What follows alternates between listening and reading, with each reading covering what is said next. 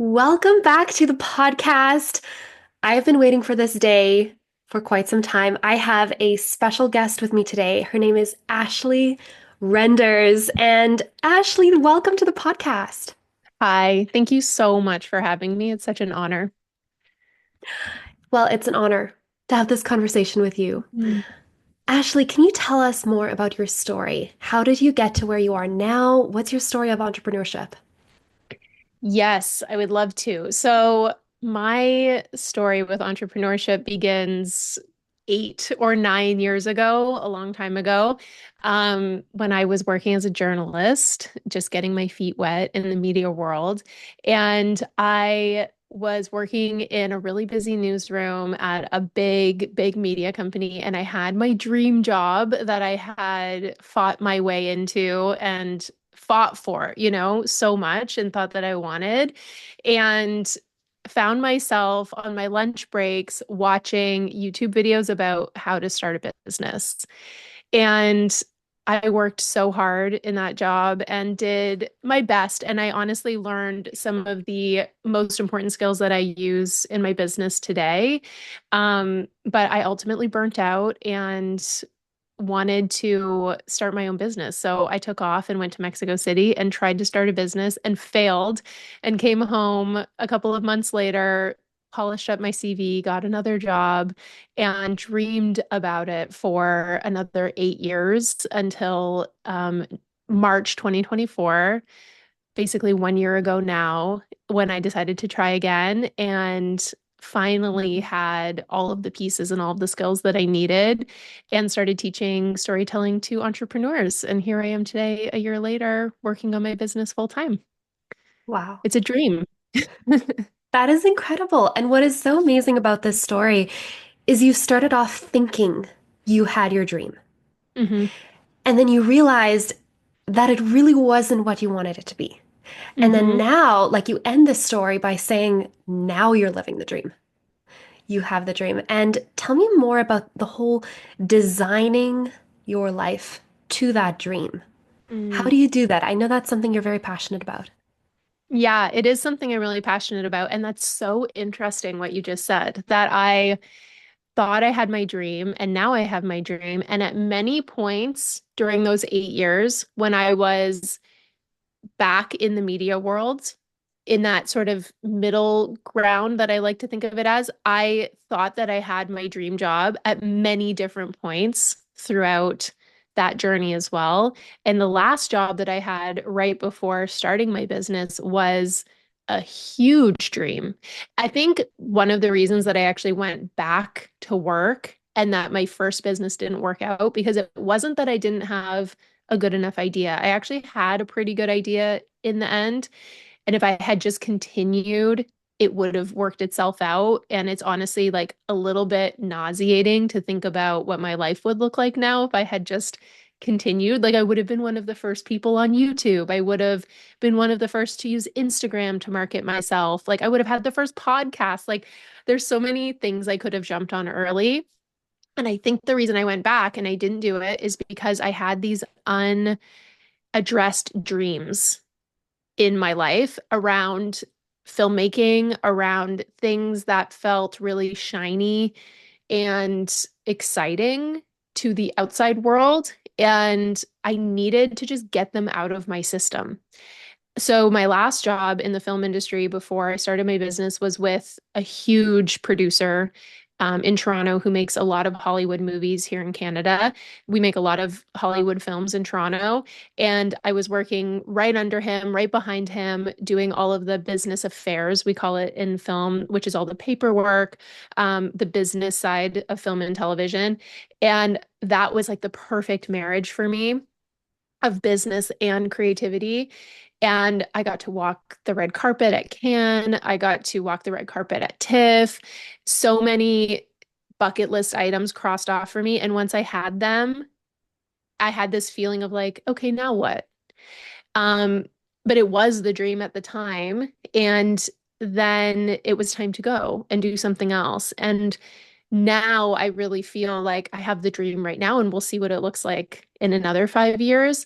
But I am just very passionate and relentless about moving toward the thing that I'm dreaming about. And that could look like going back to school to learn the business of film and television, like I did in 2021. I went back to school for a whole year during the pandemic to do that, or it could be starting my own business. It looks like so many different things. And I'm very aware that it's never one final thing. Like that would be so sad if it was It like, would. oh, this right now is my dream and I'm good and I'm done, you know? Yeah. Yeah. Yeah. Making the dream the priority means also being open to the changes.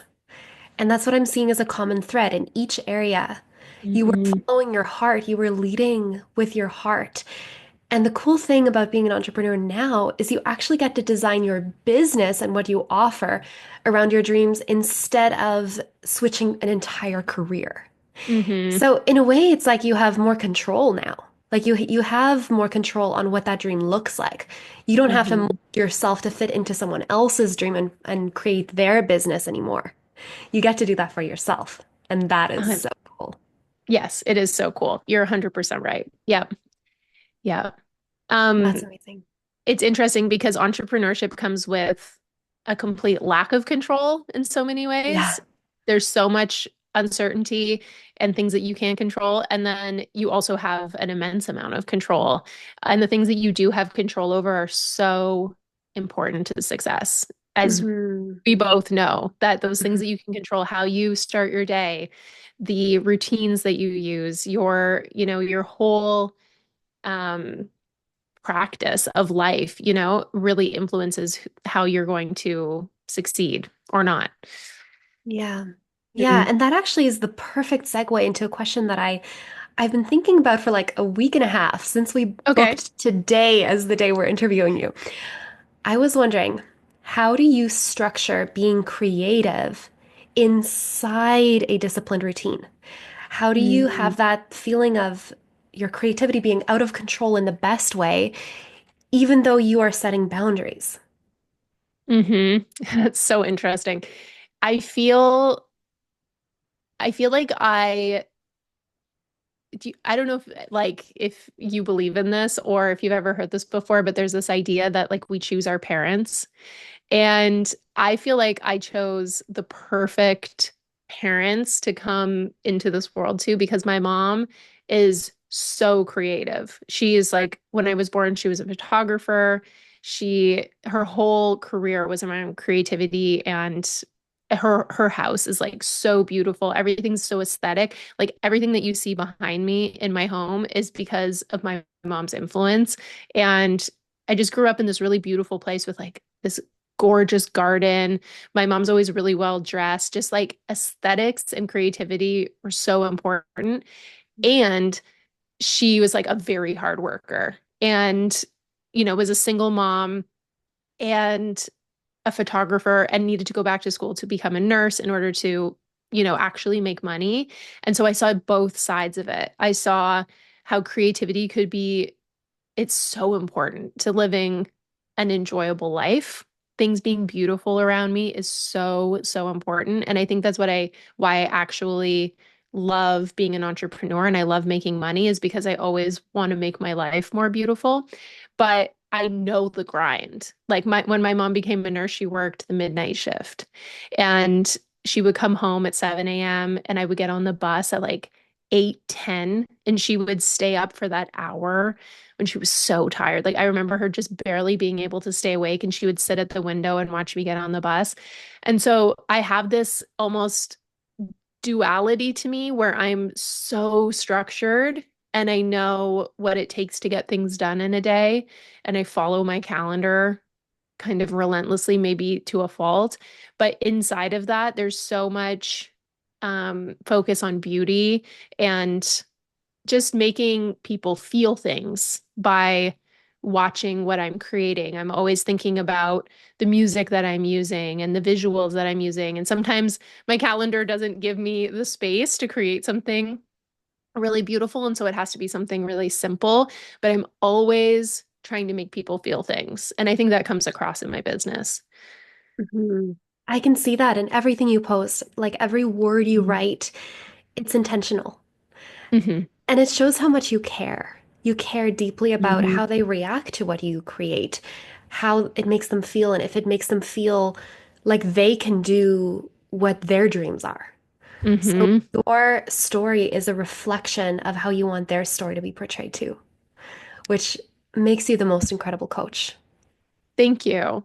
Thank you. I think it also really helps with sales, which Yeah. is something that I teach in my program and in the Storytelling That Sells Challenge, which is people need to feel how they're going to feel on the other side of working with you. And when you can give people those positive emotions, um, it just it changes sales, you know? It's Hmm. I'm never like, you need to buy this thing to make this amount of money. It's like, imagine if you felt this way, you know? And I do that by saying, I feel this way and sharing my life, and then they can feel it in the process. And I think that also comes from my filmmaking background where I'm constantly thinking like, how can I make them have this emotion? Because that's kind of what we're always going for in film as well. Yeah. Yeah, I'm nodding my Yeah. head so aggressively, my hair is like going Hmm. all over the place Yeah. because I have similar experiences with being a professional musician. I Hmm. know that what I'm feeling is what the notes I'm producing is going to make the other person feel. Mm-hmm. So before I even hop on stories, before I play the cello, it's the same process. It's a way of connecting. How do I feel? How do I Hmm. want them to feel? And then change how I feel so that I can make them feel a certain way. Totally. And I love how you do that with words. You have Hmm. the most incredible techniques to produce those feelings in other people. So, on that note of like storytelling, why is storytelling vital to grow a business, in your opinion? Mm. Well, I always say that connection is level one of the business video game. So if you are starting a business and let's say you're trying to figure out exactly what you're going to sell or how you're going to help people, you know, some people come into business with very defined frameworks and they know exactly how they're going to help people. And I really envy people like that. That's such a beautiful place to start. I was just talking to our friend Vicki Abelson, who's an incredible executive coach, and she had 20 years of coaching behind her in her executive role and a coaching certificate, and was just very clear. She was like, I am a good coach. I know that. And so she came in kind of armed, knowing how to help people. But a lot of people come in thinking, I don't really know. I know I have something, I have some skills. I've helped people in other ways. And then connecting with people and understanding what they actually need from you is really the first step of trying to build a business. And there's no set amount of time for how long that can take. And so to start connection, you have to start by telling them stories, especially today.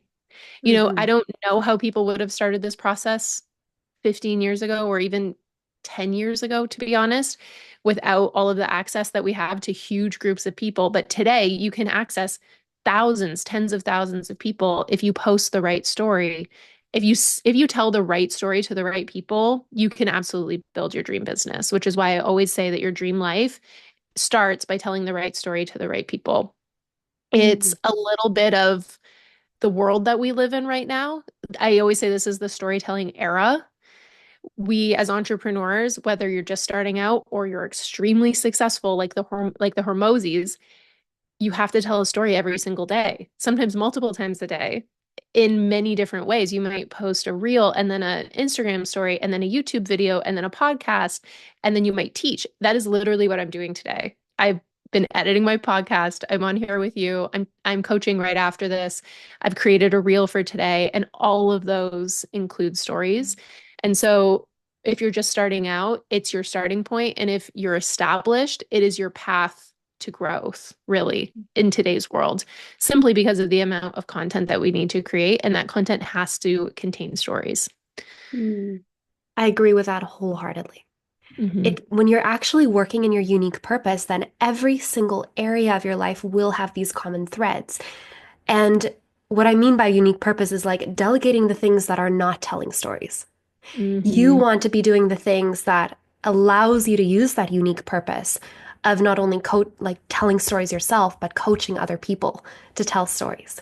So Hmm. then you take away all of the 80% that is not telling stories and you structure your life around the 20% that is. Let me know Hmm. if that is correct, like if I'm making the correct assumption there. Yes. Like for me personally, is Yeah, that for how you I do it? personally. Um, yes, I think I see stories everywhere. I see opportunities to tell stories everywhere. And so I naturally infuse stories into everything that I do. And so it's just naturally that everything I do has stories in it. But I do things that, like I do admin work and there's other parts of my business that I Hmm. have to do that don't include storytelling. But I would say like 95% of it does. But I think this is true for any entrepreneur who's doing anything.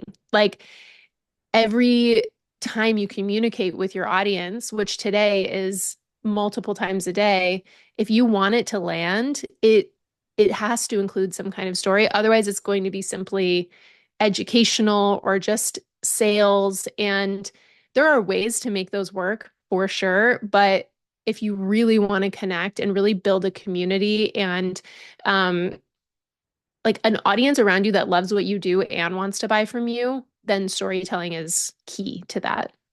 Mm, yeah. No, that makes Hmm. sense. It's something Hmm. that's not applicable to just you, but every entrepreneur needs this.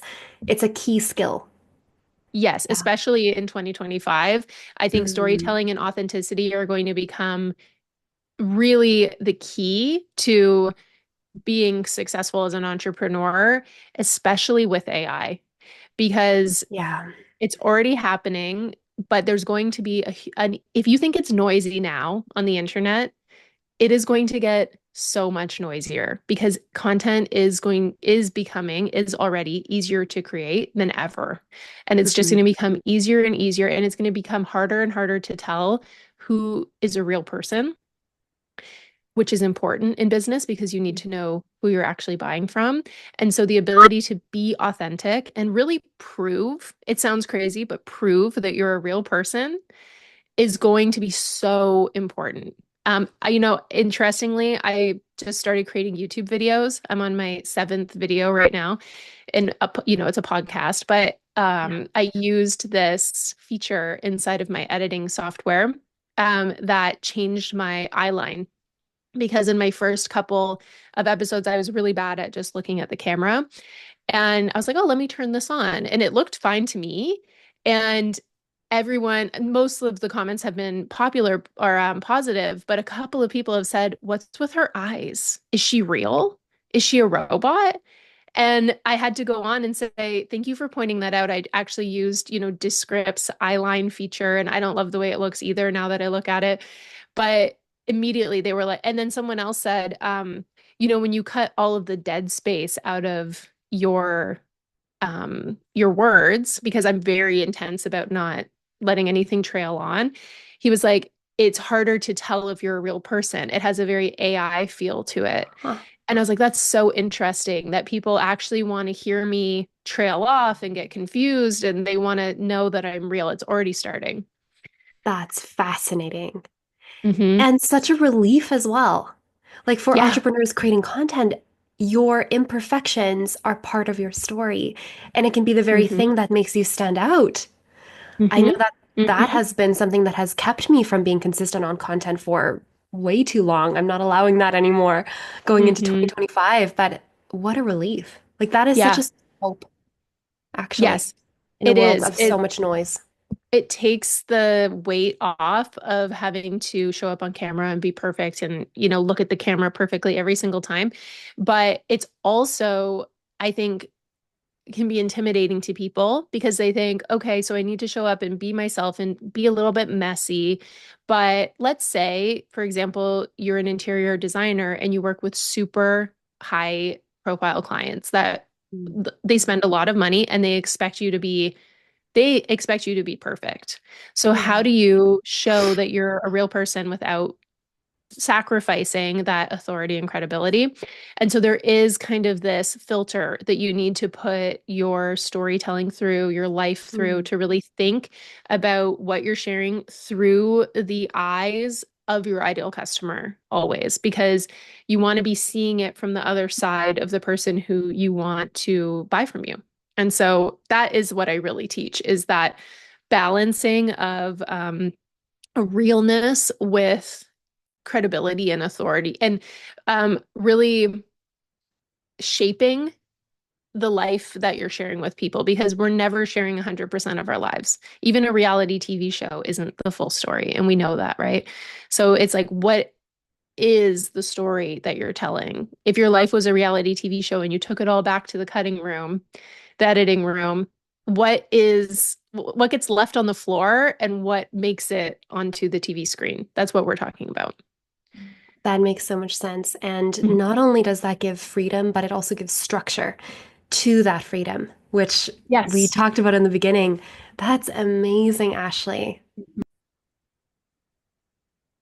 That is fascinating, Ashley, because that structure can be a vehicle for the freedom of creativity. I love Yes. that. Hmm. Yes. Yeah. So, on a super practical note, I am curious, what does a day in your life look like? I love this question. I love this question because I loved productivity and time management, and I love knowing what other people's days look like. So I start my day at 4 a.m., which I know sounds crazy to a lot of people, and sometimes it doesn't, and that's totally fine. Today, I've been sleeping through my alarm lately, to be perfectly transparent, which is really strange, but I actually wake up to like the lightest vibration of my phone.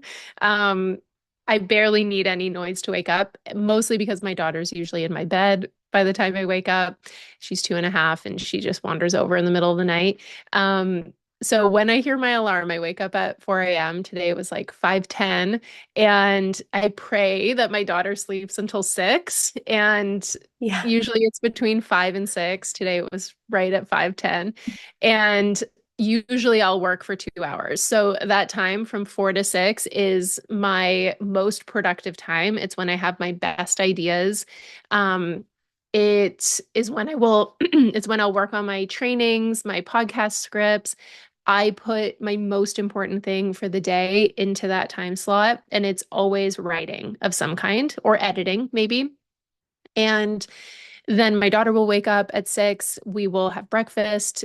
I'll either take her to daycare for 7:30, or my husband leaves the house at 7 and takes her. We're half an hour from her daycare, so we have to leave really early, and we put her in early because she wakes up early, and then she's out early. Mhm. So then my day starts again around 7:45 or 7:30, and I this is when I'll start to do things like create content. Like, it's the second heaviest thing for the day. I'll create Instagram content. I will respond to DMs. Sometimes I'll have to go back to that heavy work that I was doing in the morning if it's a training that I'm doing later in the day. But that time from 8 until 2:30 when I teach or coach is really open, which is really lovely. And I will exercise. I'll go for a walk. I'll go to the gym. Um, it's just like open admin time, which is so nice. I read, I journal, and then every Tuesday and every Thursday, I teach and I coach from 2:30 until 3:30. And then I pick up my daughter, and then it's dinner and bath time, bedtime, and I'm in bed usually with her at 7:30 or 8. And that's my day. Wow. I Hmm. love the sections. You can really then focus in on the heavy lift. It's almost like I think it's Brian Tracy, Eat the Frog, Hmm. wrote that book. You eat the frog right away, do the hardest thing, but also something that fuels you. Like Yeah. the writing, I'm assuming, based on who you are, is writing a lot Yeah. of stories. Well, everything will be Hmm. connected to stories. But that's something that is intense and you need your brain power, but it also then sets you up for the rest of the day. I'm curious if you find yourself being a better mother as well after you have that block of writing. Yes, I can say that I am, because today I did not get that time, and I was frazzled by 7 a.m. when my daughter left the Hmm. house. Such a good feeling about hearing my daughter's feet hit the floor and then pitter patter out to me in the living room, closing my laptop and thinking, like, I'm good now for the day. If I did Mhm. nothing else today, we're good. And then I'm able to sit with her. She loves to cuddle for like 10 minutes first thing in the morning.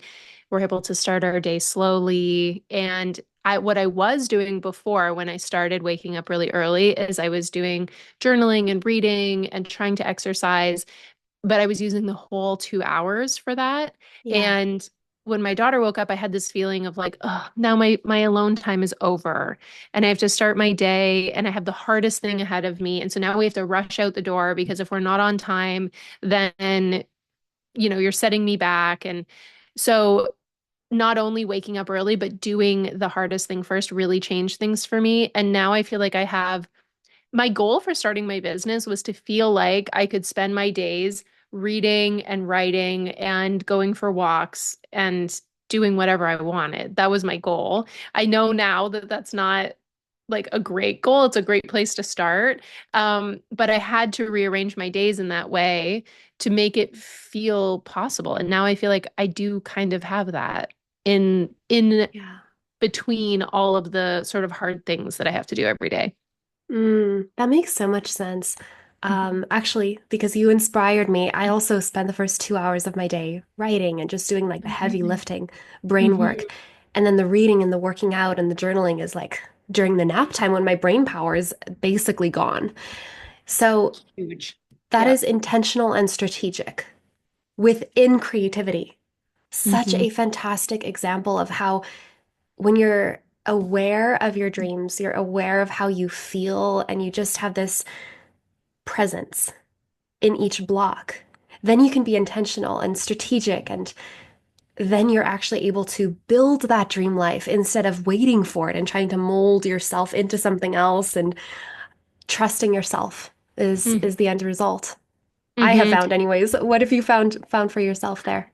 Well, well, I definitely have thoughts on that. Before on the morning thing though, I just wanted to say there's this, I don't know, a belief, I guess, but when you think about all of the, you know, the bad like the most what like I don't know how to say this, but people who are like the most advanced at meditation, all of our like spiritual leaders, Hmm. they would sit and pray and meditate in the early morning and in places that were removed from society, like quiet places. And the idea is that there's less sort of energetic interference from other people being awake and the world's sort of doing its thing. If you can be in those quiet hours, it could even be in the middle of the night. It could be really late at night or early in the morning, but kind of like between midnight and 5 a.m.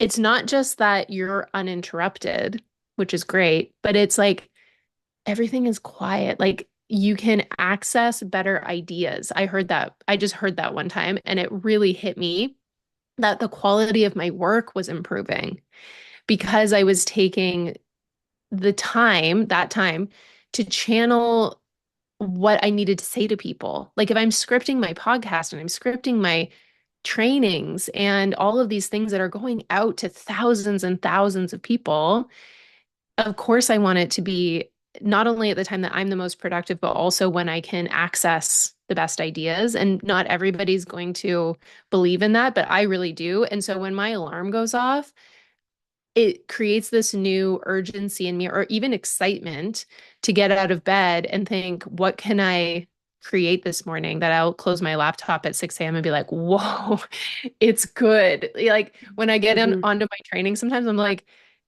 it's good today, you guys. Like I'm excited to deliver this to you. And Mhm. that feeling you can't get anywhere else. That No. satisfaction. But also, Ashley, you are so smart that you Hmm. have figured this out because your brain goes into REM sleep the Mm, last 30 to 90 minutes of like your sleep cycles, especially at the later parts of the night. So mhm, if you start doing brainstorming tasks or writing, like anything that requires connection thinking. So, like connecting a previously unrelated idea. That's basically the definition of creativity. If you do that kind of thinking within the first hour after the REM sleep, you have the most brilliant ideas. So, if you want to repurpose this another time of day, like let's say your daughter wakes up at 5:30 and you only get like 30 minutes in and it's not quite Hmm. enough, then take a 30-minute power nap or rather a 25-minute power nap because that's the shortest sleep cycle, 45, between 25 and 45. And then you can actually have an hour of that afterwards if you can get into REM sleep. So Wow. it's like you are so aware of your dream, of yourself, like how you create your creative process, that you've discovered this, which I find Hmm. so impressive, first of all. And it Thank just you. shows like how strategic you are.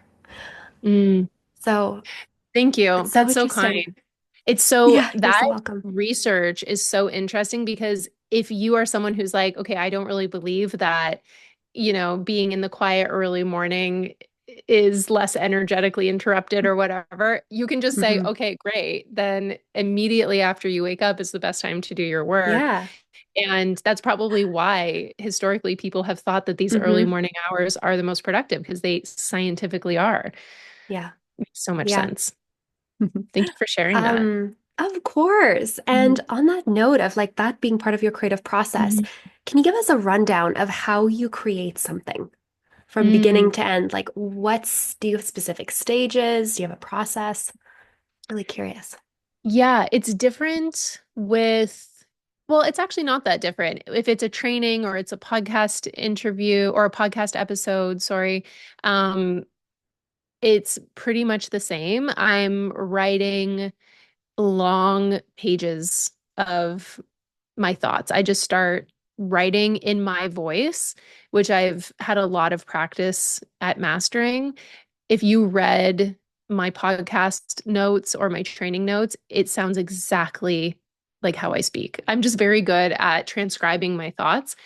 And so I transcribe my thoughts really loosely, and then I'll go back and fix it and mold it into something more coherent. And then I have some frameworks that I follow for storytelling. So um, it's kind of like the closest thing to a template that I have is, a story arc that I follow if I'm telling a story. And then I have frameworks that I've been taught around teaching and, um, challenge material and all of that. And I'll put it into those frameworks. And then if I'm teaching live, I will definitely go for a walk and do the training as I walk.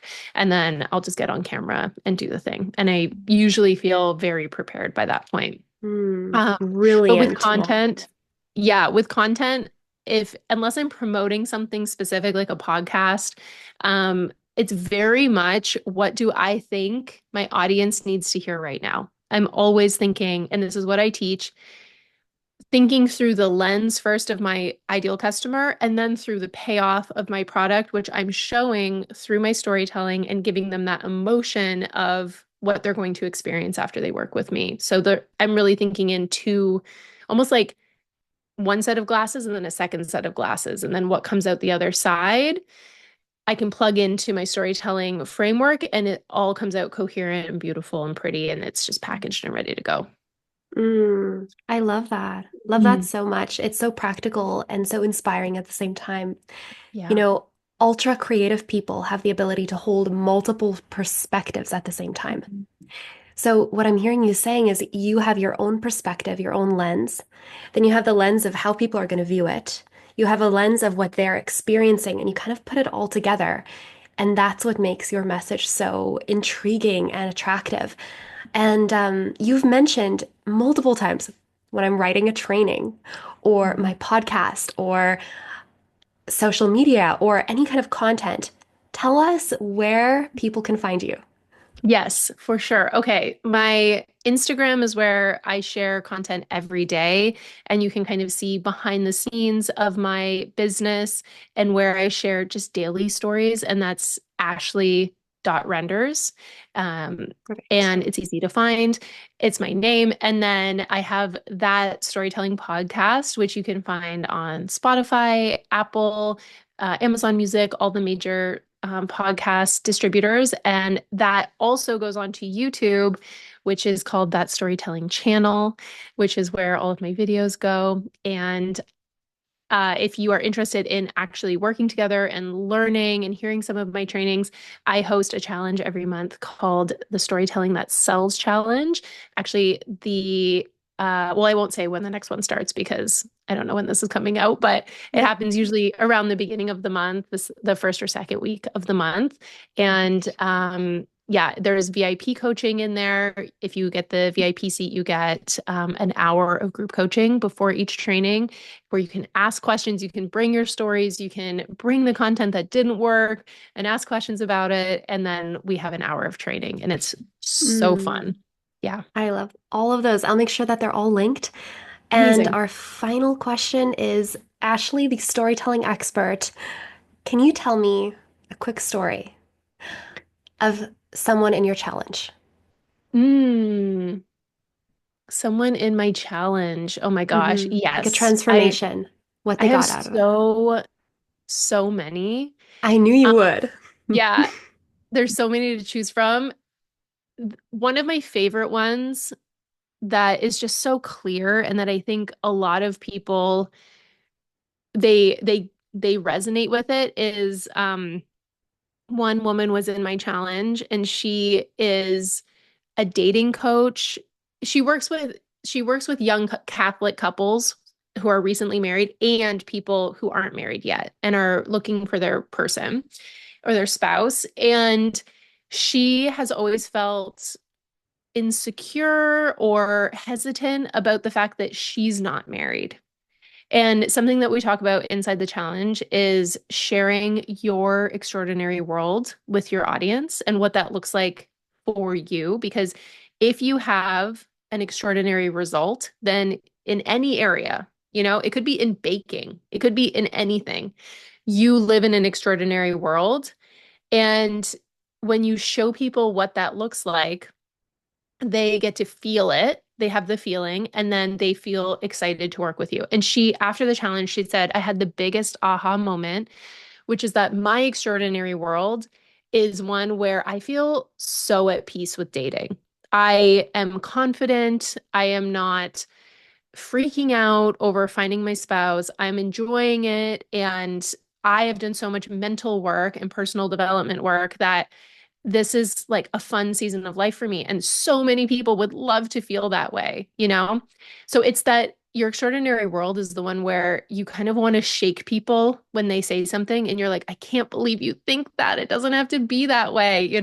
Come into my Mhm. world, I'll show you. And she now has the confidence to speak to so many more people and to share her story and to not hide the fact that she isn't married, to Mhm. not downplay that. She now gets to show up on her podcast and in her world talk about dating and talk about how she feels about it. I was like, if you Yeah. got on your podcast every week and said, I had a date this week and this is what happened and this is how I'm choosing to think about it, you're going to become a leader in your little world, your little part of the internet, your little part of the world where other people are going to gravitate towards you and say like, I want to be like you. Show me how I can be more like you. And one of the most important parts of building a business right now and telling your story is to show up as somebody that people want to spend time around.